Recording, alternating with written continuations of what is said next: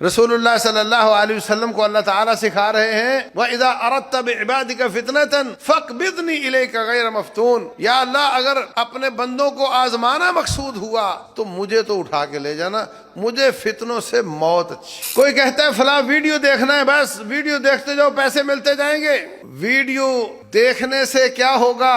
Google والے کہیں گے دیکھو یہ ویڈیو بہت دیکھی گئی ہے، اس پر تیرا ایڈ لگا رہا ہوں۔ وہ دیکھی نہیں گئی ہوتی، وہ ہمارے لڑکوں سے کہا گیا ہوتا ہے بس تھوڑی سی چلا کے اپنے کام کرتے رہو، پھر تھوڑی سی چلا کے اگلی اپنے کام کرتے رہو، کوئی نہیں دیکھ رہا ہوتا اس کو، وہ دھوکہ ہوتا ہے۔ یہ سب سے چھوٹے دھوکے ہیں انٹرنیٹ کے، باقی اس سے بڑے بڑے فراڈ ہیں۔ وہ چیز گھماؤ تو جہاں آ کر کے رکے گی وہاں آپ کو پیسے ملیں گے۔ جوا ہے، یہ جوا ہے، 3 روپے لگاؤ 30 کما لو، یہ جوا ہے۔ 3 روپے لگا کر 30 کمانا یا 3 کروڑ لگا کر کے 10 کروڑ کمانا، دونوں کا گناہ برابر ہے۔ پیسے کم زیادہ ہیں مگر ہے چوری، ہے جوا۔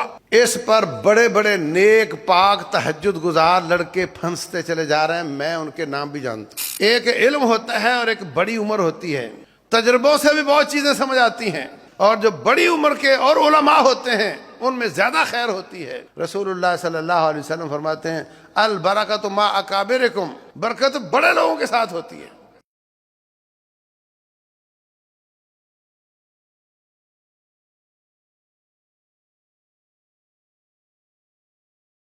قال اللہ سبحانہ وتعالی فَلْيَحْذَرِ الَّذِينَ يُخَالِفُونَ عَنْ أَمْرِهِ أَن تُصِيبَهُمْ فِتْنَةٌ أَوْ يُصِيبَهُمْ عَذَابٌ أَلِيمٌ۔ وہ لوگ جو اللہ کے رسول صلی اللہ علیہ وسلم کی مخالفت کرتے ہیں ان کو اس بات سے ڈرنا چاہیے کہ یا ان کو فتنہ آ جائے گا یا ان کو دردناک عذاب آ جائے گا۔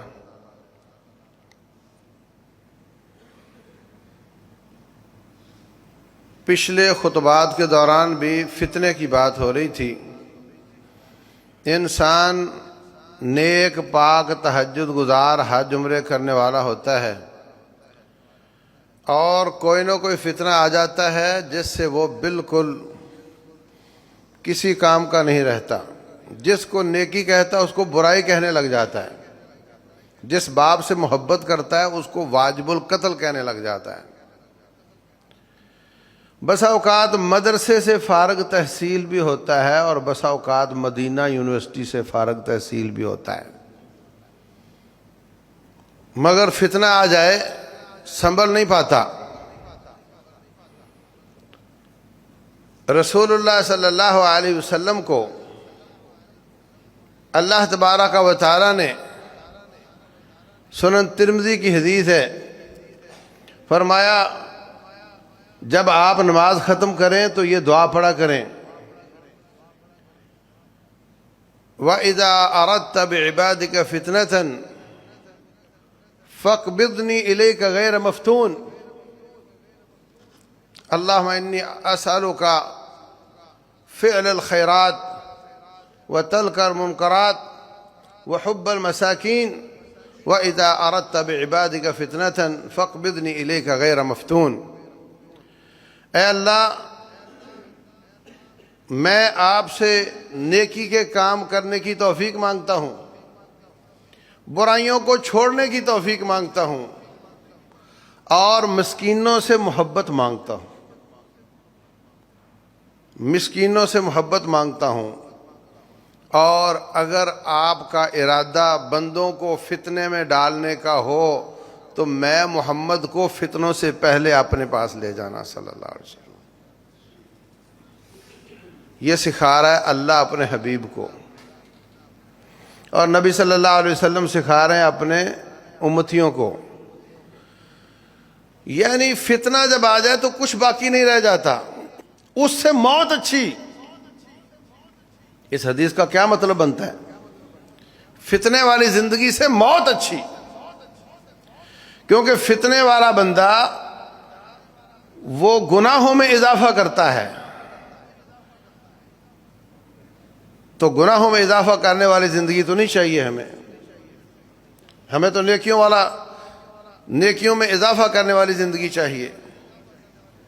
تو میرے عزیز بھائیوں،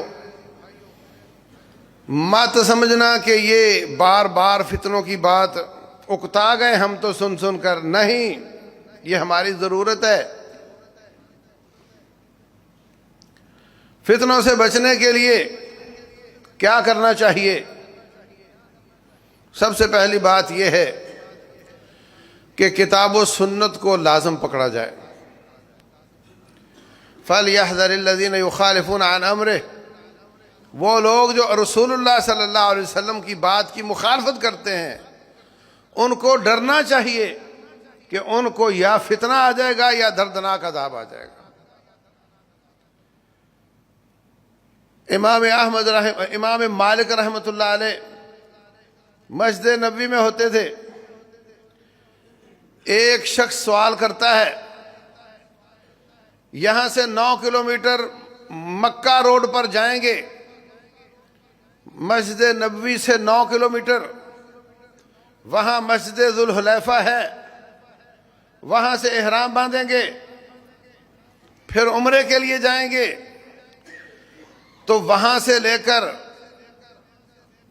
کعبہ تک کا سفر عبادت کا سفر ہوگا، احرام والا سفر ہوگا، پابندیوں والا سفر ہوگا۔ تو اگر میں مسجد نبوی سے ہی احرام باندھ لوں، یہاں سے ہی نیت کر لوں، تو یہ 9 کلومیٹر کا حصہ بھی عبادت کا حصہ بن جائے گا، عبادت میں اضافہ ہو جائے گا۔ یہ ایسے ہی ہے کہ کوئی کہے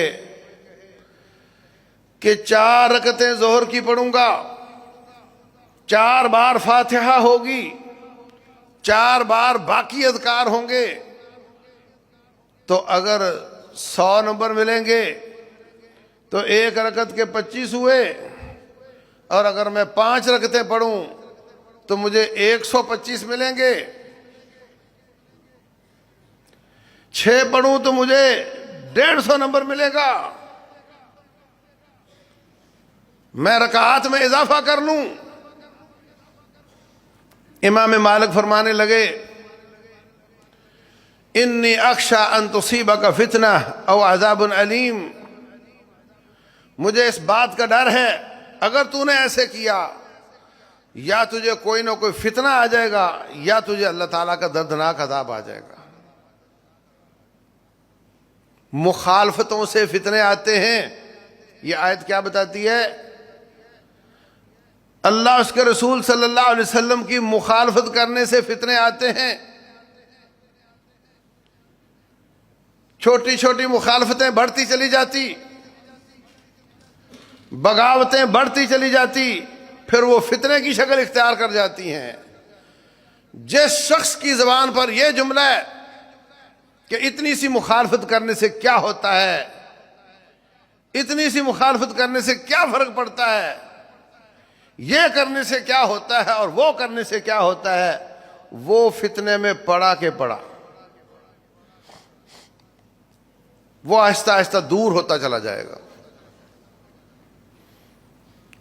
تو فتنوں سے بچنے کا سب سے بہترین طریقہ یہ ہے کہ اللہ اس کے رسول کی مخالفت نہ کی جائے، ان کی نافرمانی نہ کی جائے۔ یہ نہ سوچا جائے کہ اتنی سی نافرمانی سے کیا ہوتا ہے، یوں کر لیں تو کیا فرق پڑتا ہے، سارے کر رہے ہیں۔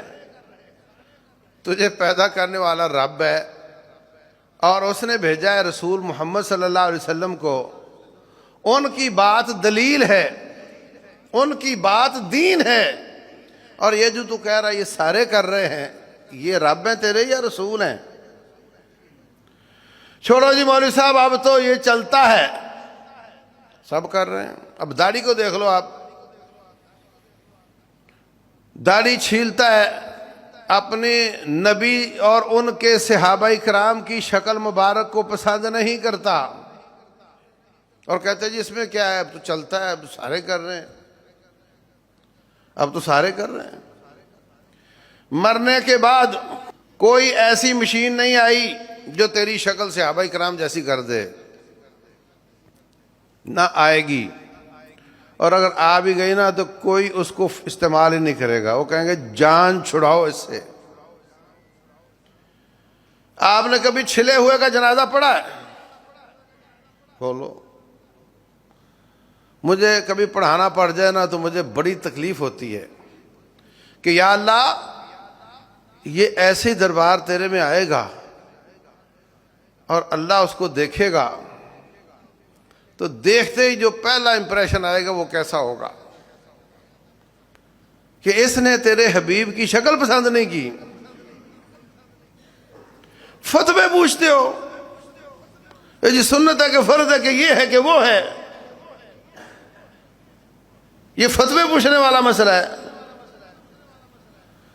نبی صلی اللہ علیہ وسلم سے محبت ہے تو بات ختم ہو گئی، اور کسی کو انڈیا کے اداکار سے محبت ہے تو وہ فتویٰ پوچھتا ہے کہ اس جیسی کٹنگ کرواؤں یا نہ کرواؤں،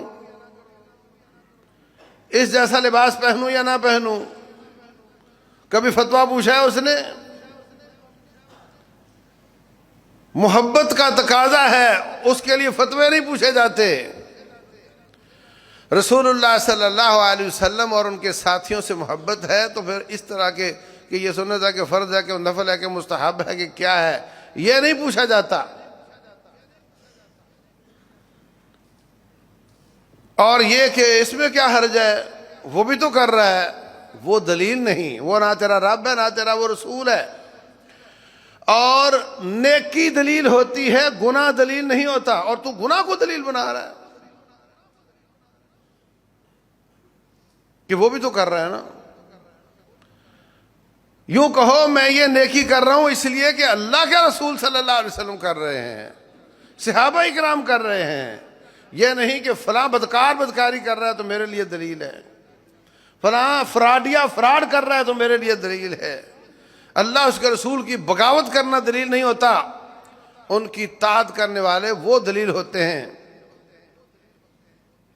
تو فرمایا جو شخص ان کی مخالفت کرتا ہے ان کو بچ جانا چاہیے، ڈر جانا چاہیے، ان کو یا فتنہ آ جائے گا یا دردناک عذاب آ جائے گا۔ یہ بڑی خطرناک بات ہے، اور یہ آہستہ آہستہ انسان ایک اسلام کی ایک اینٹ اکھیڑتا ہے، پھر دوسری اکھیڑتا ہے، پھر وہ دلیر ہو جاتا ہے، پھر وہ یوز ٹو ہو جاتا ہے، پھر وہ عادی ہو جاتا ہے، پھر وہ نیکی کو نیکی نہیں سمجھتا، پھر وہ گناہ کو گناہ نہیں سمجھتا۔ پہلی بار جب کوئی چھیلتا ہے تو ایک بار دل میں آتی ہے کہ تم کیا کر رہے ہو، اندر والا بولتا ہے، اس کو تسلیاں دے کر سلا دیتا ہے، نہیں نہیں وہ بھی تو کر رہا ہے نا، وہ بھی تو ہو رہا ہے نا، ایسا بھی تو ہے نا۔ پھر جب وہ اندر والا چپ کر جاتا ہے تو باہر والوں کی کیا آواز اثر ہونا ہے؟ جب تیرے اندر والے کا اثر نہیں تو باہر والے کا کیا ہونا ہے؟ وہ اندر سے بولتا ہے، پھر آہستہ آہستہ چپ ہو جاتا ہے۔ جب وہ چپ ہو جاتا ہے تو پھر انسان کو گناہ پر نفرت ختم ہو جاتی ہے۔ جب انسان گناہ پر گلٹی فیل نہ کرے، گناہ گار نہ سمجھے، اس کے پھر توبہ کے دروازے تقریباً بند ہو جاتے ہیں۔ چور چوری کرتا ہے نا، کبھی توبہ نصیب ہو جائے گی، کیونکہ اس کے دل میں یہ ضرور ہے کہ میں غلط کر رہا ہوں، لیکن جس کے دل سے ختم ہو جائے کہ میں غلط کر رہا ہوں، اس کا پھر واپسی بہت مشکل ہو جاتی ہے۔ تو پہلی بات فتنوں سے بچنے کے لیے یہ ہے کہ ہم اللہ اس کے رسول کی اطاعت کریں صلی اللہ علیہ وسلم، اور دوسری بات یہ ہے کہ جماعت کے ساتھ جڑ کر رہیں۔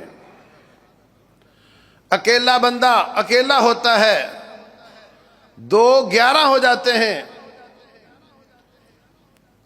اور جیسے جیسے بڑھتے جائیں تیسے تیسے ان کی قوت زیادہ ہوتی چلی جاتی ہے۔ انگلی انگلی ہے، مکہ مکہ ہے۔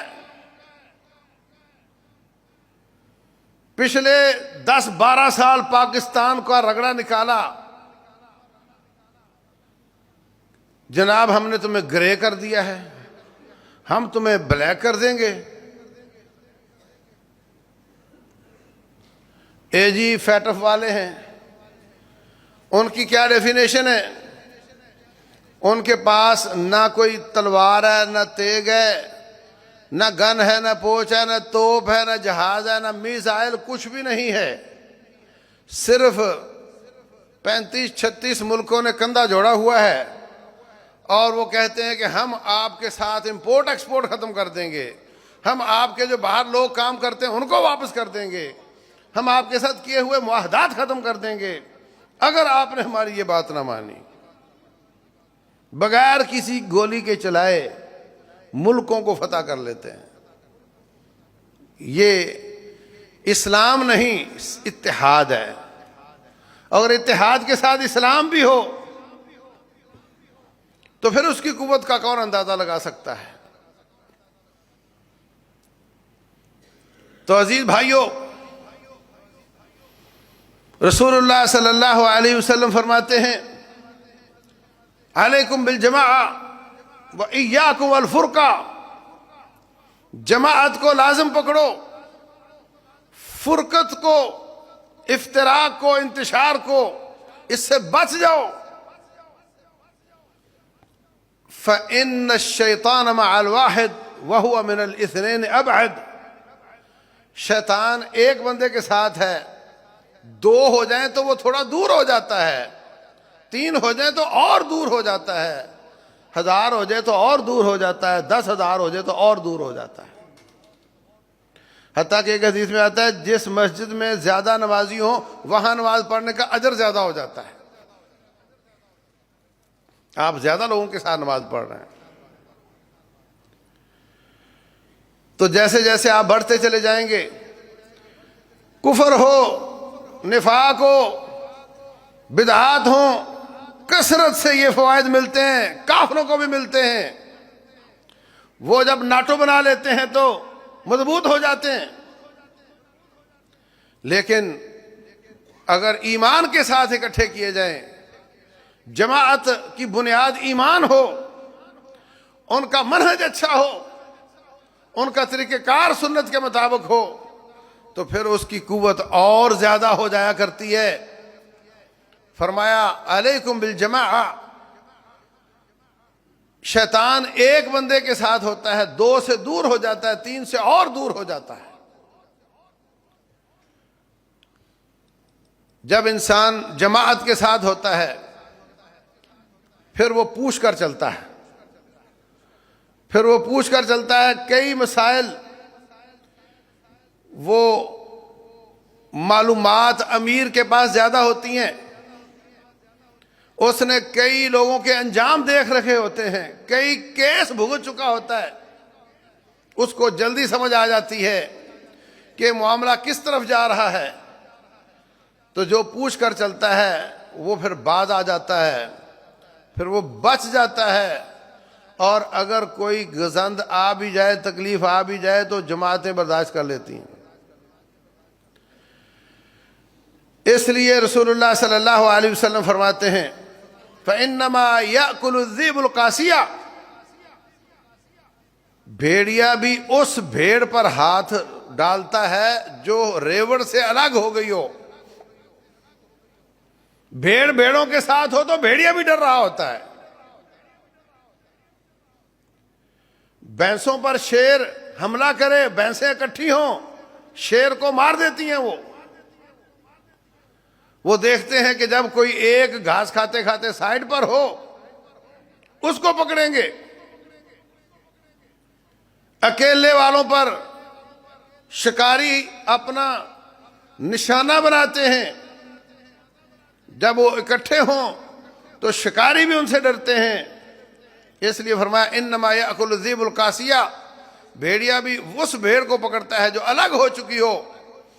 تو الگ تھلگ رہنے کی بجائے علیکم بالجماعہ، جماعت کے ساتھ رہو۔ جماعت بھی وہ جس کا منہج اور عقیدہ ٹھیک ہو، یہ بھی فتنوں کے خلاف بہت بڑی ڈھال بن جاتی ہے۔ ہمیشہ سے یاد رکھو، جب جہاد فی سبیل اللہ ہوتا ہے وہاں پر للہیت، تقوی، نمازوں میں رونا دھونا، تہجدیں ادا کرنا، روزے رکھنا، 10 منٹ بھی کہیں کھڑے ہونا ہے تو جیب سے نکال کے قرآن پڑھنے لگ جانا۔ میدانوں میں اسی طرح ہوتا ہے، ہر وقت ذکر اذکار ہوتے ہیں، اور جب وقتی طور پر فتوحات کی وجہ سے یا کسی وجہ سے وہ راستہ بند ہو جاتا ہے، وہ نوجوان فتنوں کے علاقے میں پہنچ جاتے ہیں، واپس آ جاتے ہیں، ان کو پھر سارے کافر نظر آنے لگ جاتے ہیں کہ ہم وہاں اتنے نیک تھے، یہ تو سارے باغی ہیں۔ پھر شیطان ان پر وار کرتا ہے کہ ان کو کہو کہ یہ سارے کافر ہیں۔ جب آپ سے دوسرے لوگوں کا اتنا زیادہ فرق ہو، پھر شیطان ان کو اس کام پہ لگا دیتا ہے۔ ہمیشہ جہادوں کے بعد داعشیں بنا کرتی ہیں، لیکن جو جماعت کے ساتھ جڑا ہوا ہو، جن کی جماعت کا منہج اور عقیدہ اچھا ہو، وہ پھر اس سے بچ جاتے ہیں، اور جو اس طریقے سے الگ تھلگ ہو کر بس اوقات اپنے امیر کو بھی برا کہنے لگ جاتے ہیں، اپنے علماء کو بھی برا کہنے لگ جاتے ہیں، پھر وہ ایسا ہے جیسے کوئی کشتی ہو اور اس کے بادبان ٹوٹ چکے ہوں اور ناخدا اس کا مر چکا ہو، اور پھر جدھر سے تھپیڑے آئیں اس کو ادھر لے جائیں، ادھر سے آئیں تو ادھر لے جائیں، ایسی کشتیاں پار نہیں لگا کرتی۔ تو پہلی بات کتاب و سنت کے ساتھ جڑنا ہے، دوسری بات جماعت کے ساتھ جڑنا ہے، اور جماعت کا ترجمہ علماء ہے۔ ان کا بسا اوقات ایک امیر نہیں بھی ہوتا، مختلف علماء ہوتے ہیں، اگر ان کا منہج اور عقیدہ درست ہے تو وہ جماعت ہے۔ بس اوقات ان کی سرحد بھی الگ الگ ہوتی ہے۔ آج اللہ تعالیٰ کا فضل ہے کہ یہ انٹرنیٹ جس کے بہت زیادہ نقصانات ہیں، اس کے ساتھ ساتھ ایک فائدہ ضرور ہے کہ آپ علماء کی آراء کو کمپیئر کر سکتے ہیں، آپ تمام دنیا کے علماء کی رائے کو لے سکتے ہیں، گھر بیٹھے آپ دونوں سب کا تقابل کروا سکتے ہیں، کون کیا کہہ رہا ہے۔ اور یہ اسی لیے ممکن ہوا کہ وہ سب علماء اس پلیٹ فارم پر آئے، تو ہم یہاں بیٹھے ان کو سن سکتے ہیں۔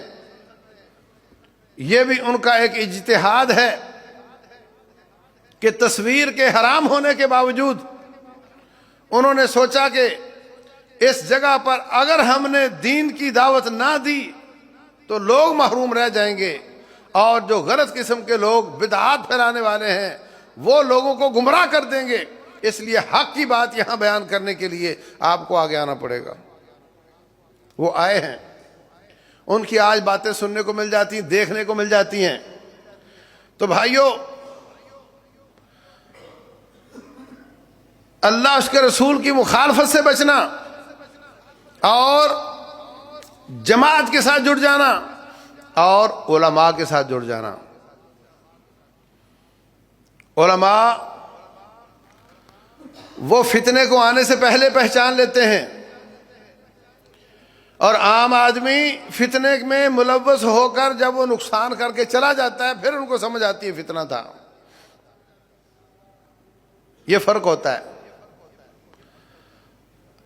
علماء کرام وہ کتاب و سنت کے نور سے دیکھتے ہیں، ان کو فتنوں کی پہچان قبل از وقت ہو جاتی ہے۔ میں نے آپ کو قصہ سنایا تھا، رائے ونڈ میں میرا شاگرد ایک عربی کو لے کر بیٹھا ہوا ہے، میں نے شاید 5 منٹ اس کے پاس گزارے ہیں، اور میں سمجھ گیا سارا قصہ۔ میں نے کہا اس کو فوراً گھر سے نکال دو، یہ تیرے لیے نہایت خطرناک ہے۔ مگر میں لیٹ ہو چکا تھا، وہ اپنے انڈے بچے دے چکا تھا وہاں پہ، اور ان کو لے کر نکلا، قتل کروایا، خود واپس چلا گیا، اور ہمارے جو لڑکے تھے وہ جیل میں چلے گئے، اور شاید اب تک گزریاں کوئی 10-15 سال گزر چکے ہیں۔ اتنا گندا وائرس ہے کہ آتا بہت تیزی کے ساتھ ہے اور بہت محنتوں کے باوجود جانے کا نام نہیں لیتا۔ اللہ المستعان۔ اس لیے فتنوں سے بچنے کے لیے ایک کام اور ضروری ہے کہ بہت زیادہ دعائیں کی جائیں۔ رسول اللہ صلی اللہ علیہ وسلم کو اللہ تعالیٰ سکھا رہے ہیں وَإِذَا أَرَدْتَ بِعِبَادِكَ فِتْنَةً فَاقْبِضْنِي إِلَيْكَ غَيْرَ مَفْتُونٍ، یا اللہ اگر اپنے بندوں کو آزمانا مقصود ہوا تو مجھے تو اٹھا کے لے جانا، مجھے فتنوں سے موت اچھی، کیونکہ یہ ساری نیکیاں برباد کر دیتے ہیں، انسان کو گناہوں میں ملوث کر دیتے ہیں۔ فتنہ ایک شہوات کا ہوتا ہے، ایک شبہات کا ہوتا ہے۔ شہوات کا یہ ہے کہ آپ یہ نہ دیکھیں کہ حرام کیا ہے حلال کیا ہے۔ عورت کی شہوات، مال کی شہوات، کاروبار کی، حلال حرام کا فرق نہ کرنا۔ سود اتنا عام ہو چکا ہے اس وقت، میرا نوجوان اس قدر اس فتنے میں ملوث ہو چکا ہے۔ بڑی بڑی جماعتیں یہ تو کہتی ہیں بنو قابل، اپنا کماؤ، مگر ساتھ ساتھ یہ بتانا بہت ضروری ہے کہ تو اس کے ساتھ جو جو کمائیاں کرے گا ان میں سے کون کون سی حلال ہے، کون کون سی حرام ہے۔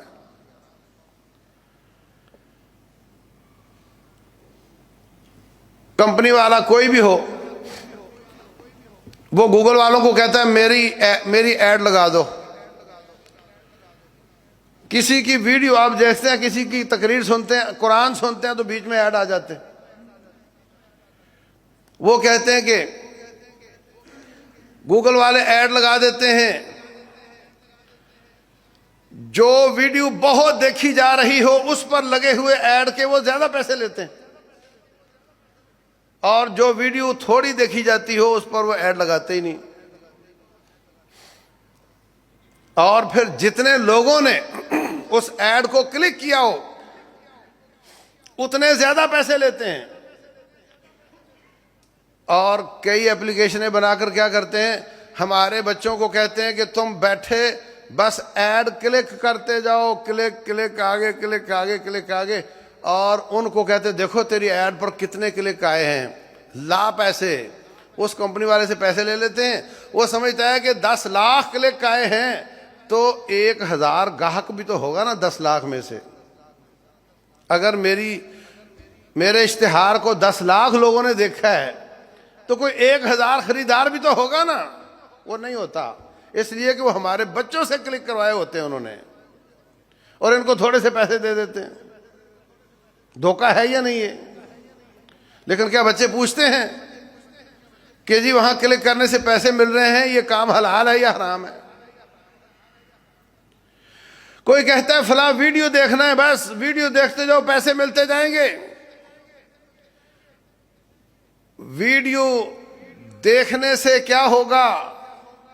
گوگل والے کہیں گے دیکھو یہ ویڈیو بہت دیکھی گئی ہے، اس پر تیرا ایڈ لگا رہا ہوں۔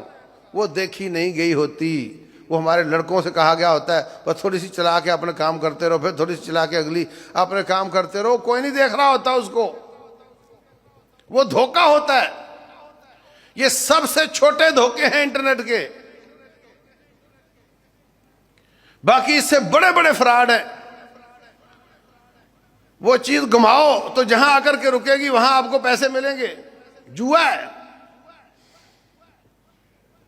یہ، جوا ہے۔ 3 روپے لگاؤ 30 کما لو، یہ جوا ہے۔ 3 روپے لگا کر 30 کمانا یا 3 کروڑ لگا کر کے 10 کروڑ کمانا، دونوں کا گناہ برابر ہے۔ پیسے کم زیادہ ہیں مگر ہے چوری، ہے جوا۔ اس پر بڑے بڑے نیک پاک تہجد گزار لڑکے پھنستے چلے جا رہے ہیں، میں ان کے نام بھی جانتا ہوں۔ بربادی آ رہی ہے۔ رسول اللہ صلی اللہ علیہ وسلم فرماتے ہیں لِكُلِّ أُمَّةٍ فِتْنَةٌ وَفِتْنَةُ أُمَّتِي الْمَالِ، ہر امت کا ایک فتنہ ہوتا ہے، میری امت کا فتنہ مال ہے. اور دوسرا رسول اللہ صلی اللہ علیہ وسلم فرماتے ہیں، فرمایا ما ترکت فتنۃ اضر علی الرجال من النساء، میں نے اپنی امت کے لیے اس سے بڑا فتنہ نہیں چھوڑا جتنا بڑا فتنہ لڑکیوں کا ہے. لڑکوں کے لیے جتنا بڑا فتنہ لڑکیاں ہیں، اس سے بڑا کوئی فتنہ نہیں اس امت میں. یہ سب شہوات کے فتنے ہیں، اور اس میں بھی دھڑا دھڑ لوگ شکار ہوتے چلے جا رہے ہیں. یہ جی انڈیا سے چلی تھی، فیس بک پر آئی تھی اور پاکستان پہنچ گئی، اور اس کے کیس ہو جاتے ہیں، کچھ واپس کر دیتے ہیں، کچھ نہیں کرتے. کچھ پاکستان کی انڈیا ہندوؤں کے ساتھ شادیاں کر لیتی ہیں. ایمان گیا ہے کہ نہیں؟ فطرے سے ایمان جاتا رہتا ہے. یہ کچھ لوگ عورت مرد بن کر باتیں کر رہے ہوتے ہیں، ٹریپ پہ لا رہے ہوتے ہیں لوگوں کو. کچھ عورتیں مردوں والی آواز میں باتیں کر رہی ہوتی ہیں. بہت کچھ ہو رہا ہوتا ہے لوگوں کو پھانسنے کے لیے، بہت کچھ ہو رہا ہوتا ہے اور ہو رہا ہے. اور یہ شہوات کے فتنے اور وہ شبہات کے فتنے، اور یہ سارے بڑھتے چلے جا رہے ہیں. اور افسوس یہ ہے کہ اب علماء سے لوگوں نے پوچھنا بھی بہت حد تک بند کر دیا ہے. اور کچھ ایسا بھی ہے کہ علماء کو ان باریکیوں کا اتنا اندازہ بھی نہیں ہے. سب کو، کچھ کو ہے. تو میرے عزیز بھائیوں، جماعت کے ساتھ جڑ کر رہو، علماء کے ساتھ جڑ کر رہو. میں نے آپ کو سنایا تھا کہ ایک پادری مسلمان ہوا ہے سندھ کا. وہ کہتا ہے میں جرمنی میں پڑھا، میں آسٹریلیا میں پڑھا، مجھے بہت دور دور پڑھایا انہوں نے، اور جو ٹارگٹ دیا وہ یہ تھا کہ اس مسلمانوں کو، پاکستان کے مسلمانوں کو علماء سے دور کرنا ہے. کہتا میں اور میری بیوی بس میں بیٹھ جاتے اور وہاں پر ایک داڑھی چھلا ہوا ہم نے رکھا ہوا تھا، وہ بھی بس میں بیٹھ جاتا، اور وہ کیا کرتے کہ اچھا ایک داڑھی والا بھی ہم نے رکھا ہوا تھا، وہ بھی ہمارا بندہ تھا. یہ 4 بندے بیٹھ جاتے. تو یہ جو پادری کھڑا ہو کر کہتا ہے جی میں بیماروں کے لیے دعا کرتا ہوں، بیماروں کو شفا مل جاتی ہے، تو آپ جو میرے سے دعا کروانا چاہتا ہے کروا سکتا ہے، میں پادری ہوں. وہ تو جو داڑھی والا رکھا ہوا تھا وہ اس کے اوپر فتوے جڑنے شروع کر دیتا کھڑا ہو کر، اور تم کافر ہو، تم نجس ہو، تم چوڑے ہو، عیسائی ہو، تم ایسے ہو ویسے ہو. تو وہ جو داڑھی والا ہے وہ فتوے لگا دیتا. وہ جو داڑھی کے بغیر بٹھایا ہوتا وہ کہتا ہے نہیں جی نہیں چھوڑیں ان کو، آپ میرے لیے دعا کریں، میرا فلاں بچہ ہے اس کو یہ مسئلہ ہے، مجھے یہ مسئلہ ہے. وہ دعا کرتا، وہ کہتا ہے جی میں تو ٹھیک ہو گیا. اب ساری گاڑی والے اس مولوی صاحب کو لان تان شروع کر دیتے. اور اس کے بعد میری بیوی کھڑی ہوتی اور وہ عورتوں سے رابطے کرتی اور ان کے فون نمبر لیتی اور ان کے ہم گھروں تک جاتے، ان کو لٹریچر دیتے. اور میرا اس میں ٹارگٹ یہ تھا کہ لوگوں کو علماء سے دور کرنا، یہ میرا مقصد تھا. علماء کو بدنام کرنا ہے، عوام کو ان کے خلاف کرنا، یہ میرا مقصد تھا. دین کہاں سے آتا ہے؟ علماء سے. اسی فتنے کا ایک جز یہ بھی ہے کہ علماء سے دین نہ لو، انجینئر سے لو، MBBS ڈاکٹر سے لو، یہ دین دیں گے آپ کو، علماء سے نہ لو. اس فتنے کو ہوا ان علماء نے دی جو بیچارے پڑھے لکھے نہیں تھے، گیٹ اپ بنا کر کے ممبروں پہ کھڑے تھے. انہوں نے بڑا نقصان کیا. تو میرے عزیز بھائیوں، ڈیبیٹ کروائی جاتی ہے ٹی وی پر، یہ بھی بہت بڑا فتنہ ہے۔ جو موقف آپ کو پسند ہے اس موقف کا بندہ چرب زبان لے کر آئیں گے، اور جو موقف اگرچہ حق ہے مگر وہ آپ چاہتے ہو کہ یہ ہار جائے، اس موقف کا بندہ کوئی کمزور لے کر آئیں گے اور لا کر کے بٹھا کر بات کروائیں گے ٹی وی پہ بیٹھ کر۔ وہ چرب زبان جیت جائے گا، اور جو حق پر تھا وہ کمزور ہے، وہ زیادہ بات نہیں کر پایا، وہ ہار جائے گا، اور لوگوں کو بتائیں گے کہ یہ موقف صحیح ہے، یہ غلط ہے۔ اس طرح کھلواڑ کیا جا رہا ہے اسلام کا، اس طرح جگیڑا جا رہا ہے اسلام کو، اس طرح علماء کو بدنام کر کے اسلام سے دور کیا جا رہا ہے۔ تو فتنوں سے بچنا ہے، آگے بڑھو، خود پڑھنے کی کوشش کرو، نابینے نہ بنو۔ جو سوچ، جو عقل، جو فکر، جو فہم اللہ تعالیٰ نے دی ہے اس کو اللہ کے دین کو سمجھنے کے لیے استعمال کرو۔ ساری دکان ہٹی اور کاروبار کے لیے رکھی ہوئی ہے، اس کو اللہ کا دین سمجھنے کے لیے استعمال کرو۔ یہ فتنوں کا دور ہے، مگر اللہ کا فضل ہے کہ تمام قرآن، تفسیریں، حدیث، اس کی شروحات آپ کو اپنی زبان میں مل جاتی ہیں، اور خریدنے کے بغیر پی ڈی ایف میں نیٹ پر مل جاتی ہیں، بلا قیمت مل جاتی ہیں۔ بس آپ پڑھنے والے بنو، علم سے دوستی لگاؤ، جماعت کے ساتھ جڑو، علماء کے ساتھ جڑو، اور آخری بات یہ ہے کہ جلد بازی نہ کرو فیصلہ کرنے میں۔ کوئی بھی جگلر آیا، جگلری دکھائی اس نے، شوبدہ باز آیا اور فوراً بیعت ہو گئے اس کے، ایسا نہیں کرنا۔ رسول اللہ صلی اللہ علیہ وسلم فرماتے ہیں، حضرت عبداللہ بن جریر تھے، غالباً اشعری تھے، ان کو آپ نے فرمایا ان فیک خصلتان، تیرے اندر دو خصلتیں ہیں، دونوں کو اللہ بڑا پسند کرتا ہے۔ نمبر ایک الحلم والاناء، بردباری، برداشت، صبر، اور ایک ہے جلد بازی نہ کرنا، بات کو، معاملے کو سمجھ لینا۔ عبداللہ بن مسعود رضی اللہ تعالیٰ عنہ فرماتے ہیں فتنے آئیں گے،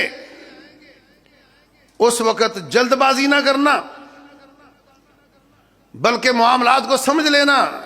یہ بات کہ سب سے پہلے خبر میں بریک کروں گا، اس کی کوئی ضرورت نہیں۔ کسی خیر میں لیٹ ہو جانا کسی شر کا رئیس بننے سے زیادہ اچھا ہے۔ شر کا دروازہ کھولنے پر جتنے لوگ شر پر چلیں گے سب کا گناہ ملے گا، خیر کا دروازہ کھولنے پر خیر کا، سب کی خیر کا اجر ملے گا۔ مگر کہیں فتنے کا ڈر ہو، کہیں مسئلہ ہو کہ یہ معاملہ ابھی پوری طرح کھلا نہیں ہے، تو وہاں پر جلد بازی نہیں کرنی، سمجھ سوچ کے ساتھ 10 لوگوں کے مشورہ کر کے، ایک علم ہوتا ہے اور ایک بڑی عمر ہوتی ہے، تجربوں سے بھی بہت چیزیں سمجھ آتی ہیں، اور جو بڑی عمر کے اور علماء ہوتے ہیں ان میں زیادہ خیر ہوتی ہے۔ رسول اللہ صلی اللہ علیہ وسلم فرماتے ہیں البرکۃ مع اکابرکم، برکت بڑے لوگوں کے ساتھ ہوتی ہے۔ تو خود ہی مفتی، خود ہی سائل اور خود ہی فیصلے کر کے چل پڑنا، یہ لوگ فتنے میں جانے والے ہوتے ہیں۔ اور سمجھدار لوگ شیئر کرتے ہیں، پوچھتے ہیں، بڑوں سے بات کرتے ہیں اور سمجھداری کے ساتھ فیصلہ کرتے ہیں۔ رب ذوالجلال والاکرام ہمیں اور ہمارے تمام نوجوانوں کو فتنوں سے محفوظ رکھے، اسلام سے جڑنے کی توفیق دے، حقہ علماء حق کے ساتھ جڑنے کی توفیق دے۔ رب ذوالجلال والاکرام ایمان پر خاتمہ کرے، شہادت کی موت نصیب فرمائے۔ واللہ اعلم، وصلی اللہ وسلم وبارک علی نبینا محمد۔